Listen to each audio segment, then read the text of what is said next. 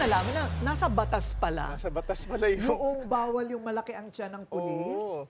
Apparently. Did you know that? No. No. We O, learned see? something new. Ha? We learned something new tonight. Oo, may Yeah. ganun pala, no? So, nasa katwiran si bagong PNP chief na kailangan talaga walang tiyan. Ang tanong, ano ba yung walang tiyan? Oo. Wala palang specific waistline na Hindi, sinasabi. lalaki ka, di ba? Pero Ano bang na- walang tiyan?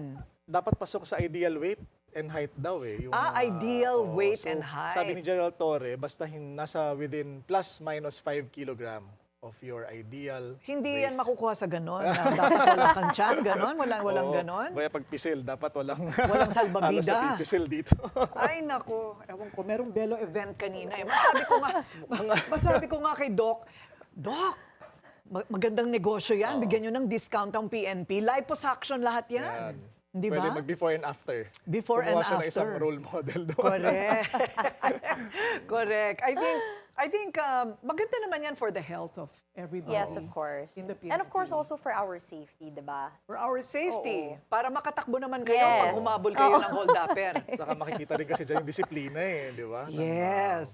isang tao. Oo nga. I think Kaya- kalahati ng populasyon ng PNP malalaki tiyan, pero kalahati okay. Di ba? Di ba? Kaya- Parang ano naman.